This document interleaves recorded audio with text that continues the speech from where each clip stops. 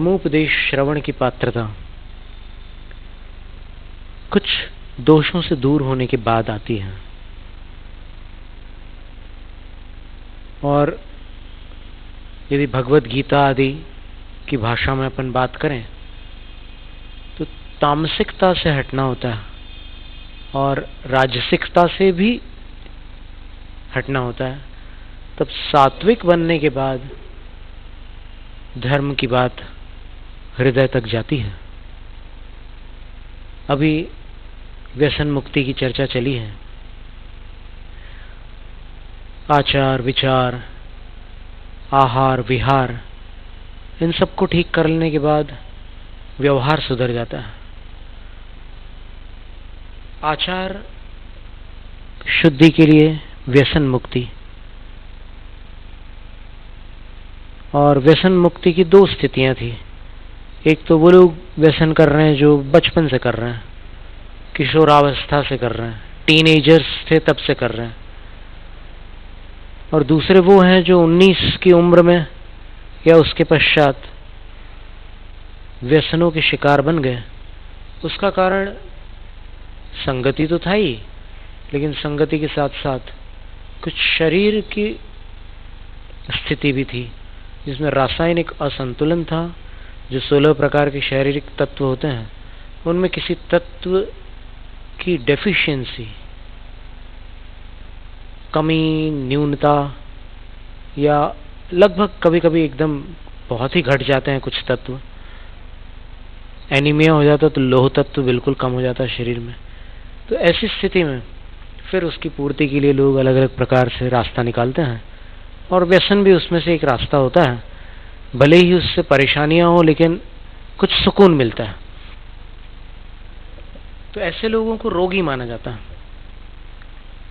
तो वो रासायनिक कमी की पूर्ति के लिए व्यसन करता है, और दूसरे वो थे पहले वाले कि जो शौकिया है।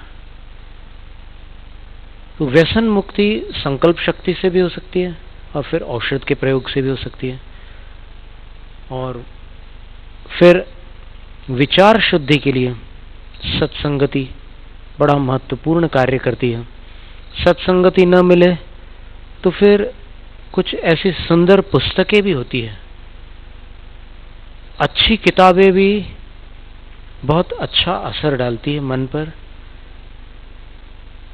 कोई ऐसा दृष्टांत या कोई ऐसी घटना या कोई ऐसा नाटक या कोई ऐसा चलचित्र बच्चे के जीवन को बदल सकता है, या कोमल हृदय मनुष्य के विचारों को एक नई दिशा दे सकता है। और इसमें एक उदाहरण ऐसा आता है कि छोटी उम्र में जब मोहनदास करमचंद गांधी हरिश्चंद्र का नाटक देखने गए, तो उस नाटक को देखने के बाद उन्होंने संकल्प कर लिया कि मैं जीवन में कभी झूठ नहीं बोलूंगा। उनको अनेक बार कष्ट प्राप्त हुए, लेकिन फिर भी इस नियम पर उन्होंने कभी भी ढील नहीं दी। इस नियम को बरकरार रखा और इसका पालन किया। तो ऐसी कुछ बातें होती है जो हृदय को छू जाती है। वो कभी सत्संगति न मिलने पर भी किसी और माध्यम से प्राप्त हो सकती है। कोशिश ये की जा सकती है कि सत्संग करें, और यदि वैसा संभव न हो तो फिर सुंदर पुस्तकों का स्वाध्याय कर सकते हैं, अध्ययन कर सकते हैं, पठन कर सकते हैं। और कुछ जो मीडिया के माध्यम से अच्छे अच्छे विचार मिलते हैं सुनने, कभी कुछ लिखित रूप में मिल जाते हैं टेलीविज़न स्क्रीन पर, और कभी ऑडियो के रूप में कोई चीज़ मिल जाती है, तो उसका भी संकलन करके कभी उदासी के समय या प्रतिकूलता के समय उसको पढ़कर मन को हल्का किया जा सकता है। एक पुस्तक में हमने पढ़ा था कि शरीर के लिए तो बहुत सारे टॉनिक हैं, शरीर के पोषण के लिए बहुत प्रकार के औषध और टॉनिक्स हैं, लेकिन मन के लिए क्या टॉनिक है? तो उनने लिखा था कि मन के लिए टॉनिक है कोटेशंस, सुविचार, प्रोवर्ब्स। जैसे एक उदाहरण है उसका,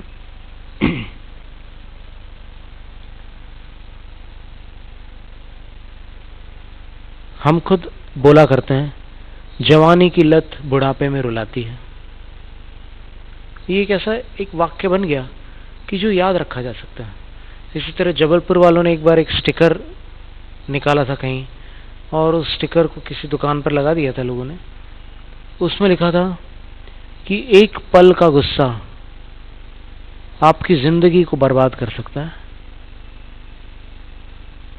अब इस वाक्य में शब्द तो गिने चुने हैं, लेकिन इसका असर बड़ा गहरा है। तो इससे क्या होता है कि विचार शुद्धि होती है।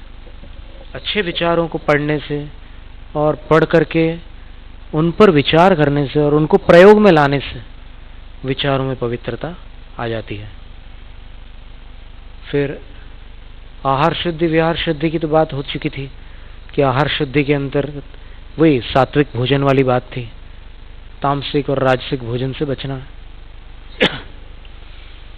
और विहार शुद्धि में उनका कहना था, विहार में, कि शरीर को आलसी मत बनाओ। एक बात आती है कि जैसे दरवाजा है, दरवाजे में आप देखना कि कुछ स्थानों पर जंग लगा रहता है। धातु वाला जो हिस्सा, लोहे वाला जो हिस्सा है, उसमें कई जगह पर आपको जंग लगा हुआ मिलेगा, लेकिन उसका जो हैंडल है जिसको पकड़कर उसको खोला जाता है, वहां कभी जंग नहीं लगेगा। कारण, उससे एक सबक मिलता है अपने को कि अपन जिस चीज का इस्तेमाल करते हैं वो खराब नहीं होती, और इस्तेमाल ना करो तो फिर, और फिर उसकी सुरक्षा भी ना करो, इस्तेमाल भी ना करो और सुरक्षा ना करो, तो फिर उसमें खराबी आ जाती है। तो इसलिए ये बात आती है कि जब शरीर को ठीक रखना हो तो फिर उसके योग्य विहार। अब विहार को अगर उपलक्षण मान लिया जाए, उपलक्षण का अर्थ होता है कि विहार जैसी और चीजों को भी उसमें शामिल कर लो। जैसे व्यायाम है, उसको भी सम्मिलित कर लो। विहार है, तो विहार में तो उनका कहना था डॉक्टर का कि 45 मिनट में 4.5 किलोमीटर चलो। इसका मतलब ये होगा कि फुर्ती से चलना होगा आपको। 1 घंटे में 6 किलोमीटर की रफ्तार होगी, तभी आप 45 मिनट में 4.5 किलोमीटर चल सकेंगे, उसके बिना नहीं चल सकते। 50 मिनट में 5 किलोमीटर हो जाएंगे और 60 मिनट में 6 किलोमीटर हो जाएंगे। तो इतनी स्फूर्ति से आपको चलना होगा, और उससे हृदय रोगों में बड़ा आराम मिलेगा। तो चलना भी बहुत उपयोगी है। इसके अलावा योगाभ्यास है, कुछ अन्य प्रकार के व्यायाम है, भारतीय व्यायाम भी है, विदेशी व्यायाम भी है, और फिर जो साइंटिफिक एक्सरसाइजेस होती हैं, आइसोमेट्रिक एक्सरसाइजेस होती है, वो बहुत ज़्यादा मूवमेंट्स की ज़रूरत नहीं होती, उसमें बहुत ज़्यादा शरीर को हिलाने की ज़रूरत नहीं होती। जितना आवश्यक है उतना हिलाते हैं और फिर काम बन जाता है। जैसे फिजियोथेरेपी में गर्दन में दर्द हो रहा है किसी को, तो वो डॉक्टर चेक कर लेगा पहले, स्पाइन के एक्सरे से, सीटी स्कैन से या एमआरआई से देख लेगा कि है क्या आखिर प्रॉब्लम।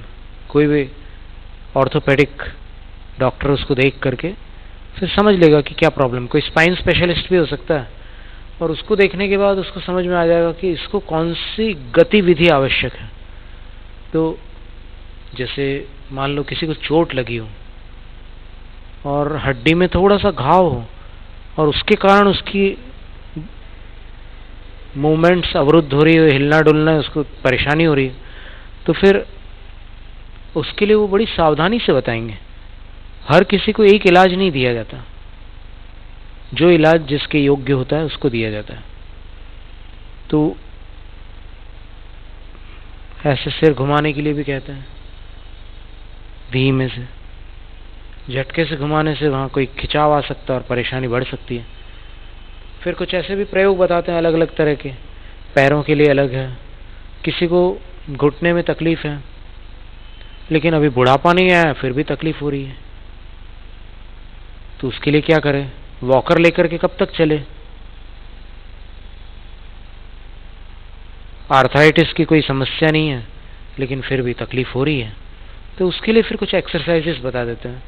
कलाई में दर्द हो रहा है तो उसके लिए कुछ मूवमेंट्स बताते हैं, तो फिर वो जब नसें और मसल्स सेट हो जाते हैं तो दर्द चला जाता है। और ऐसी स्थिति में जैसे घुटनों के लिए एक प्रयोग ऐसा बताया है। एक सज्जन थे, जवानी में उनको डिप्रेशन के कारण कुछ प्रॉब्लम हो गई और वो चलना फिरना भी उनको मुश्किल होने लगा, तो वॉकर लेकर के चलते थे। फिर किसी ने उनको बताया कि तुम एक एक्सरसाइज करो, ये वॉकर लेकर चलने की उम्र नहीं है।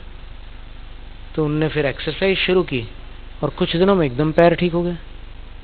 वो एक्सरसाइज क्या थी कि वो खड़े हो गए, खड़े होकर उन्होंने पैरों को फैला लिया और पैरों को फैलाकर जो पैरों के तलवे हैं वो तो ज़मीन पर है ही है, लेकिन अब उनने एक्सरसाइज में क्या किया, जैसा उनने बताया था डॉक्टर ने, उनने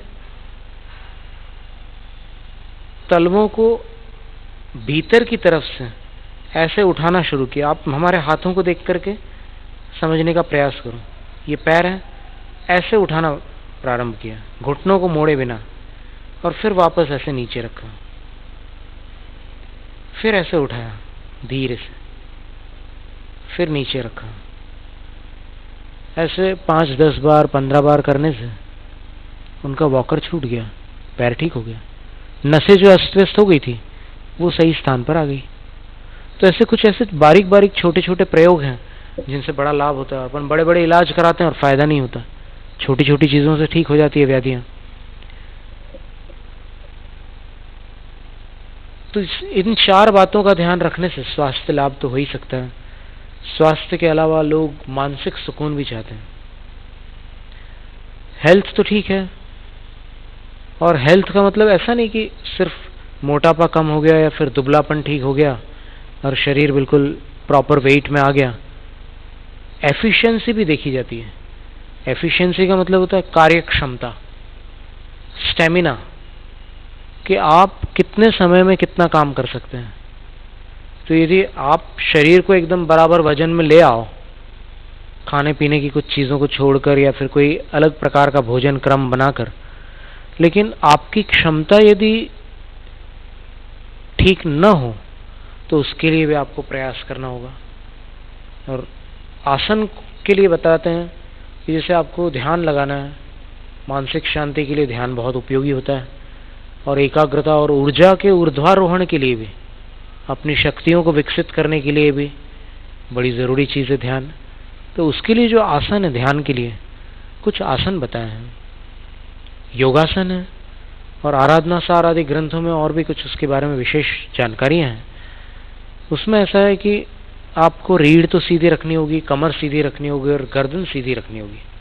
ये तीनों हिस्से जब सीधे होंगे तो शरीर एकदम ऐसा लगेगा जैसे कोई खंभा जमीन में गड़ गया हो, एकदम सीधा।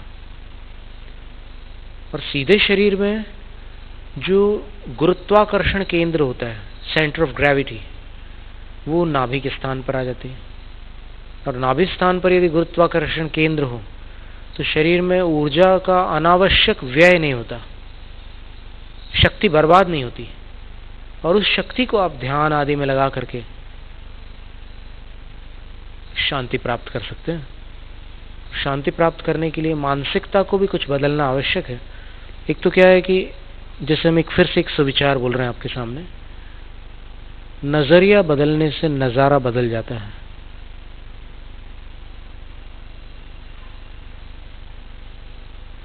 नजर तो सबके पास है,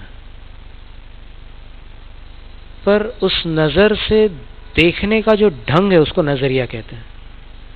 तो उस नजरिए को बदल दिया जाए तो फिर जो दिख रहा है वो अलग दिखने लग जाता है। नजरिया बदलने से नजारा बदल जाता है। तो नजरिया बदलने के लिए क्या करें? अपने विश्वास और अपनी धारणाओं का संशोधन करें। कुछ ऐसे विचार, कुछ ऐसे विश्वास अपने अंदर पड़े हुए हैं, कुछ ऐसी धारणाएं अपने अंदर बैठी हुई हैं। जैसे एक धारणा प्राय बहुत से लोगों के अंदर होती है, वो कई बार बोल भी देते हैं अपने मुंह से, तू नहीं सुधर सकता। ये बहुतों के मुंह से निकलने वाला वाक्य है। तो अब ये क्या हो गया? डिक्लेरेशन हो गया। ये उसने फैसला कर लिया कि वो नहीं सुधर सकता। लेकिन हकीकत ऐसी नहीं है। विश्व का जो सार्वभौमिक नियम है वो ये कहता है कि हर चीज बदलती रहती है, और यदि बदलाव अच्छी दिशा में चला जाए तो फिर सुधार हो सकता है, बदलाव गलत दिशा की ओर हो जाए तो बिगाड़ हो सकता है। तो उसके लिए फिर वही सत्संगति और अच्छी पुस्तकों का सहारा लेकर और कुछ प्रयोग भी करके अपन अपने अंदर भी संकल्प कर सकते हैं कि आज मैं ऐसे शब्दों का प्रयोग नहीं करूंगा, ऐसे शब्दों का प्रयोग आज नहीं करूंगा जो चिल्ला कर बोलना पड़ते हो। आज मैं अपनी आवाज का लेवल थोड़ा संतुलित रखूंगा, और आज अगर पूरा का पूरा दिन आपको लंबा लगता हो तो फिर आज मैं आधे घंटे के लिए, 1 घंटे के लिए, 3 घंटे के लिए, 6 घंटे के लिए, जितनी शक्ति हो उतना अभ्यास करें। और अभ्यास के बारे में डॉक्टर एक जैक कैनफील्ड हुए हैं, डॉक्टर नहीं हो, लेकिन जैक कैनफील्ड का कहना यह है कि 30 दिन में किसी भी आदत को जीता जा सकता है। 30 दिन में कैसे? होश में रहकर। अब आदत ऐसी चीज है कि वो होश क्या और बेहोशी क्या, जब उसका दौर आता है तो फिर होश रहता ही नहीं है, उसका तो नाम आदत है। लेकिन अब क्या करना है कि थोड़ा सावधान रहने का प्रयत्न करना है, और सावधानी से फिर बहुत सारे काम हो जाते हैं। जैसे मार्शल आर्ट्स में भी बहुत सारी चीजें सिखलाते हैं, कैसे सतर्क रहना है, और उसमें लगन होने के कारण व्यक्ति सीख भी लेता है। तो इसलिए पहले तो लगन पैदा करनी होगी कि मुझे ये काम करना है। इसको गेम बना सकते हैं। जय कृष्णमूर्ति बोलते थे कि कोई काम करना है आपको, साधना करनी है मान लो आपको, या फिर अपने ईगो को डिसॉल्व करना है, अपने अहंकार को विलीन करना है, तो फिर आप इसको गेम बना दो कि मैं कितनी बार उसमें हार गया और कितनी बार मैं सावधान हो गया। तो फिर इसमें अगर आप रुचि से आगे बढ़ेंगे तो कुछ दिनों के बाद ऐसा होगा कि आप अधिक बार सावधान रहने लगेंगे। इसका एक उदाहरण जिनेंद्र वर्णी जी ने दिया कि एक व्यक्ति को गाली देने की आदत है, बात बात में उसके मुंह से वही शब्द निकलता है। तो अब क्या, वो विचार कर लेता पहले कि ये बुरी आदत है, मुझे शोभा नहीं देती। वो अपने लिए सोचता है कि मुझे शोभा नहीं देती, इसलिए मैं इसको जीतूंगा। अब देखिए, ये उसका खुद का संकल्प हो गया।